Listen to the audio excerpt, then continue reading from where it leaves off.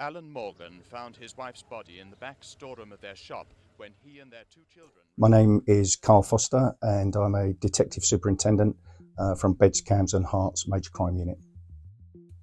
So this case is a reinvestigation into the murder of Carol Morgan, who was brutally murdered in a shop she ran with her husband in Linslade in Bedfordshire on the 13th of August 1981. So the reason this case was reinvestigated is because our Major Crime Cold Case Unit never closes any undetected murder investigation. They effectively remain open and are all subject to review at different times. This investigation came up for its review, and as a result of some recommendations that were made by the reviewing officer, I decided to reopen the investigation and reconduct a murder investigation. So Carol Morgan originally hailed from Swindon in Wiltshire, and in the late 70s she had separated and divorced from her first husband. She met her second husband, Alan Morgan, and they, together with Carol's children from her first marriage, relocated to Bedfordshire and ran a local convenience grocery store in the village of Linslade. So Carol was very popular in the village, very well liked. She was, so we're told, thoughtful, friendly, a good mother, devoted to her children, and generally just a nice, decent person. So the reaction to Carol's murder in 1981 was huge. Linslade is a small village community. This was national news. The line of inquiry that the original investigation followed was that somebody had effectively broken into the store to commit a burglary or a robbery, that Carol had disturbed them and had been brutally murdered in the process of disturbing that individual. So the impact on the local community was massive. People were scared, and people were worried about going out. People were terrified that there was a mad person on the loose that was responsible for this murder. So the prosecution case is that essentially we have gone, if I can use this term, back to basics. We have revisited every possible hypothesis and considered what is viable and what isn't. You have to consider that it's now 43 years, or will be 43 years this year, since Carol's murder. And in all that time, despite a lot of evidence being available, nobody's ever been identified, which to me is unprecedented when you look at the amount of effort that has gone into this investigation over that time. And the incident room ran for something like 2 years, between 1981 and 1983, and still no suspect was ever identified. You have to question whether that line of inquiry was right, or whether there is something else that needs to be pursued. My name's Brian Prickett. I'm a retired Detective Chief Superintendent from Bedfordshire Police, and I was the Senior Investigating Officer on the original inquiry into Carol Morgan's murder. At the time, it was a large investigation involving huge numbers of officers, establishing, first of all, that this was a brutal murder, secondly, that it was clearly a deliberate murder, and we established within hours, in fact, that Alan Morgan had got a cast iron alibi for the murder and was away at the time. The inquiry developed very quickly over the first 24 hours, which is the most important, and there are a number of facts we established very quickly. Firstly, that a man was seen to be leaving the side of the property sometime around 7 p.m. of that evening that Carol was murdered. He was seen to be carrying a carrier bag. The second established fact was, on this very close-knit small estate, Alan Morgan was totally disliked. He was thought to be arrogant, offensive towards females, whereas his wife was well known and well liked. So this influenced us very early on because of the opinions of the neighbours. And it was also established very early on, which was admitted by Alan Morgan, that he was having a long-standing relationship with a lady called Margaret Spooner. The inquiry was obviously established into various teams. One of the teams was to do what we call house-to-house inquiries, and the whole estate was questioned, people living on the estate, of their movements, their knowledge, and anything that they could have seen in relation to the time of Carol Morgan's murder. And a number of facts were established. The fact that this man was seen coming from the premises, a car was seen, and also the fact that particularly Alan Morgan was known to have had a number of relationships with other women, both on the estate and in Leighton Buzzard generally. So his character came under scrutiny very early on. The fact that we were unable to arrest the offender or anyone that could have been connected in arranging the murder has always been a thorn in the side. And anyone that worked on that inquiry, and anyone that works on any inquiry, that you can't bring justice for the relatives and for the friends of the person who's deceased, it's always a worry that you wish you could have done it.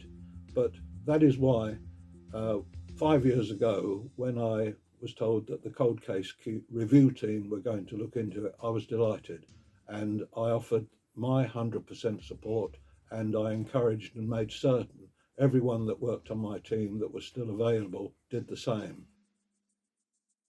The investigation really went forward on two fronts. The first front was to try and establish the identity of the person leaving the premises at 7 p.m, the man who was described by a number of people that saw him of having a piggy nose. The second point of the inquiry was to establish the relationship between Alan Morgan and Margaret, and because experience tells you that in a domestic murder very often it's a partner that is involved in it. So Alan and Margaret became, I would say, prime suspects, and without having at that time strong evidence that we could do anything about it in terms of arrest. Various teams were put onto a line of inquiry, one team to find complete background of Alan Morgan and one in respect of Margaret Spooner to find what information we could about their movements, their connection and the long-term relationship that they'd been involved in. I think today you need to look back to the 1980s and remember no mobile phones, very little CCTV, no AMPR cameras on motorways, very little terms of forensic, in the sense that forensic has moved on in the last decades to the state that it is today. We were very concerned with obviously the scene because it was a horrendous, violent attack. It stays in my memory till today, and anyone that actually saw the scene would tell you that the same. The scale of the inquiry was enormous, with over 100 detectives involved in the initial inquiry, obviously reduced as time went on. And although the main inquiry was closed after 2 years, a small team remained to follow up inquiries. And over the next 5-10 years perhaps, various information came to light, and we would then set up another small team to investigate that particular aspect, because we were getting names of people that could possibly be involved. We were also getting names from other forces of people who had committed really violent attacks and were now in prison. So those were the lines of inquiry. But in terms of the investigation for the first 2 years, it was an enormous commitment by Bedfordshire Police. Although it was unsuccessful in the sense that no one was arrested, the commitment of the teams that I worked with who were working for me was outstanding. And you look back and obviously there are things you wish you could have done, perhaps other things could have been done, but generally I'm satisfied that the commitment given by all the people who worked on that team was outstanding. So the way we went about investigating this, you have to remember that policing has changed dramatically since 1981. So in 1981, Holmes didn't exist to manage the investigation material. So everything was paper.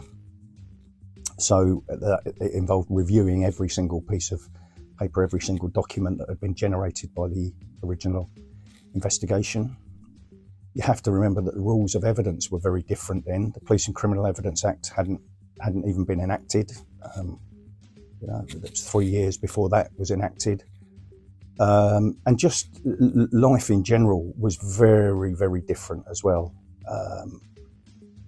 Domestic abuse wasn't as well known about then. In fact, I was a child at senior school in the 1980s, and I can remember domestic abuse was almost something that comedians on the telly joked about. And there was almost an acceptance, I think, in some respects, that domestic abuse existed, but was almost normalised. So that wouldn't necessarily have been something that the original investigation team would have looked particularly closely at. So you bear all of that in mind, and you literally have to go back to basics. You have to read every document. You have to understand what evidence you do have. You have to understand what gaps there are. You have to go back to those witnesses and re-interview them and ask them. We've already established that this murder had a massive impact on that community, so big that many of the witnesses that we went back and spoke to could still remember it. I'd made a policy decision that witnesses would not be shown their interviews or their statements until we'd spoken to them first and asked for a free recall, what they remembered. And many of the witnesses, almost word for word, remembered what they told us in 1981. So once we'd taken that account from them, then we allowed them to refresh their memory from their 1981 statement. Human beings are fascinating things. If you've got to go and ask people, what do you remember? What do you know? What can you tell me? And generally they will. It's old-fashioned policing. Go and ask the members of the public and the witnesses what their account is and what they can tell you. And of course, by doing that, we established new evidence that hadn't been available to the 1981 investigation. We've been investigating this for 6 years now, and the disclosure process alone was 18 months of full-time work for a team of 3 officers. So it's been a long journey, and a huge amount of work has been completed by the team. The result of a conviction for this full conspiracy has removed the pain of being a case that's been undetected. And I'm sure will give relief not only to the officers involved, but also to the families, that justice has been served. And even after 40 years, the police never give up. No case that is undetected is left undetected. The reason this is so important to deliver justice for Carol is because Carol has effectively been erased from everybody's memory. She was almost considered as disposable by the offenders. Her own biological children don't remember her, have been brought up by the people that are on trial for killing her. And if we weren't doing this, who is pursuing justice for Carol and delivering that for her? And I think she deserves that. So murder is the most serious offence you can commit in this country, and we don't stop investigating any murder until we reach a point where we can deliver justice for the victim and their family.